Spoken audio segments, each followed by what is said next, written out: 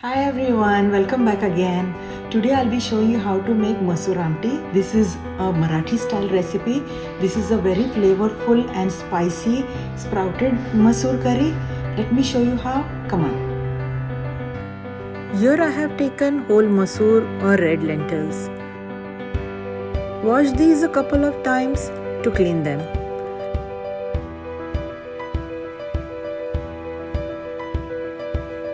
Add room temperature water and allow these to hydrate, preferably overnight.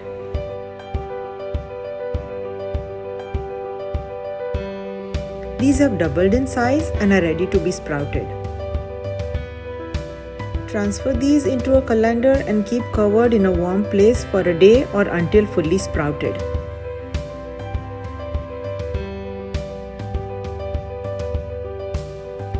These have beautifully sprouted and ready to use. Perfect. For the masala paste, I'm using fried onions which we use for biryani. This is fresh grated coconut which I will dry roast until lightly golden. Add this to the blender jar along with the fried onions.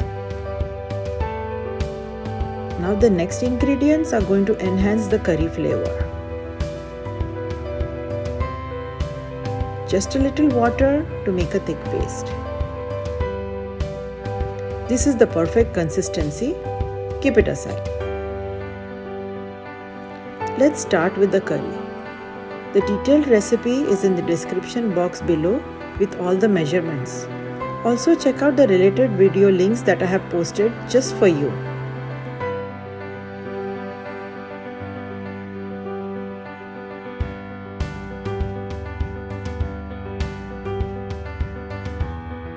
Saute the onions until lightly golden.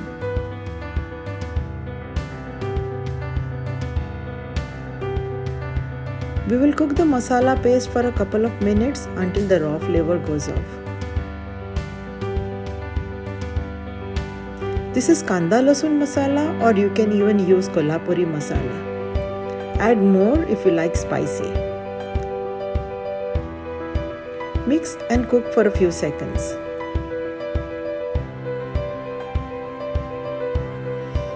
Now we will add the sprouted masoor and mix. These look so good, don't they?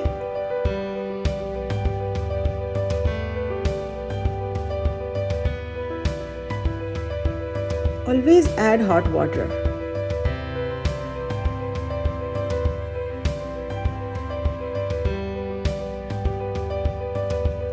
We will let this boil and then cover and cook completely. It doesn't take much time for the lentils to cook. Wow, this is lovely. Let's check if these are cooked. Perfect. The ghee is going to take the curry another level up in flavor. Kokum will give a light tang to the curry. We will cover and cook just for 5 minutes for the flavors to integrate.